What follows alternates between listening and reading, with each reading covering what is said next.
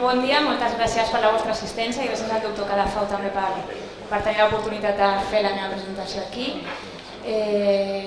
Jo vinc en nom de SM Genomics, que és una spin-off de la Universitat de Barcelona i ens dediquem a la investigació de la genètica per aplicar-los en temes de medicina esportiva. Llavors, us faré una introducció molt breu. Els estudis genètics van començar l'any 65 amb Mendel, l'any 1953 va ser quan es va descobrir la doble hèlix d'ADN i actualment, gràcies al projecte del genoma humà i des dels anys 90 estem a l'era de la genètica. Què implica això?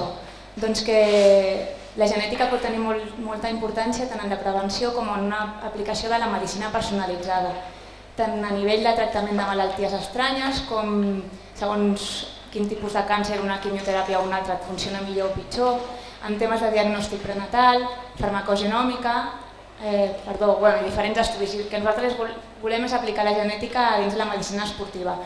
Ho fem mitjançant l'estudi de polimorfismes genètics, que són petits canvis en la cadena d'ADN que poden produir canvis a nivells de les proteïnes i això fa que la seva activitat biològica variï. L'any 1998 es van començar a realitzar estudis en aquest sentit, en què s'estudiava l'aplicació de la genètica en el món de l'esport, sobretot en temes relacionats amb la millora de la resistència i el rendiment.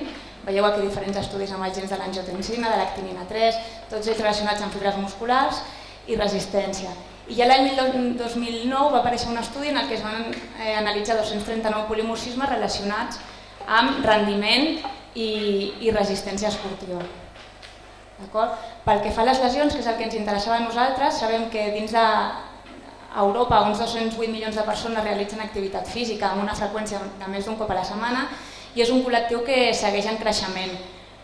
Però la majoria de les lesions que es produeixen es donen pel mecanisme de no contacte, són aproximadament el 50%, i el que nosaltres pensem és que si realment està lesionat degut a la pràctica esportiva representa salut i representa una millora de rendiment perquè en realitat estaràs parat sense poder realitzar exercici físic. En relació a això ja hi havia estudis realitzats pel professor Marfuli, pel professor Collins, que són diferents grups que es dediquen a l'estudi de la genètica dins del món de l'esport i en ells van trobar diferents gens amb polimorfismes que relacionaven amb lesions del tendó d'Aquil·les, lesions de lligament, trencaments de lligament creuat anterior, etc.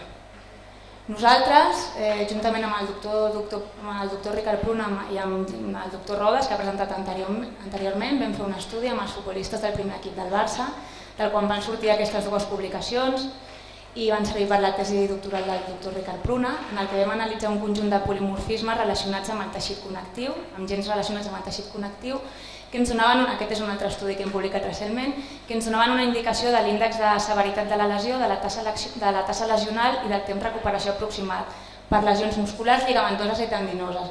Aquest és un altre estudi que ens han acceptat i que està pendent de publicació, en el que hem estudiat un biomarcador, que és l'elastina, que relaciona amb ruptures de lligaments. Us he posat una taula de diferents gens que mirem, amb el nom i les funcions que tenen. En aquest cas la majoria estan relacionades amb el teixit muscular, però veieu que són gens de reparació muscular, d'activació de les cèl·lules satèl·lit, de formació de miotúbuls, etc. Nosaltres investiguem però amb la finalitat que tot això tingui una aplicabilitat. Vosaltres sabeu que les lesions venen donades per un conjunt de factors tan extrínsecs que són l'estat del terreny de joc, el clima, la càrrega de treball i tot un conjunt de factors intrínsecs, com poden ser l'edat, el sexe, la lesió prèvia, i també la genètica té un component important perquè pot afectar tant la capacitat física com la condició psicològica dels esportistes. Els factors intrínsecs ens predisposiran a tenir una lesió, entre ells els genètics, i quan interactuen amb els extrínsecs tindrem una susceptibilitat a tenir la lesió i fins que no es produeix l'event incitador no tindrem aquesta lesió. Llavors, quina aplicabilitat hi podem trobar als estudis genètics? Doncs sabent que es produeixen tantes lesions de no contacte només a Europa que impliquen un menor rendiment, inactivitat, un gasto sanitari important, l'aparició de lesions cròniques i també inclús un abandonament de la pràctica esportiva, si apliquem la genètica a l'esport podrem personalitzar les càrregues i la intensitat dels exercicis, uns plans personalitzats de treball i inclús proposar una suplementació adequada. I fins aquí la meva presentació. Estem ubicats al Parc Científic de Barcelona, que està just davant del Camp Nou i darrere de les facultats de la Diagonal, i bàsicament això és el que fem nosaltres. Moltes gràcies.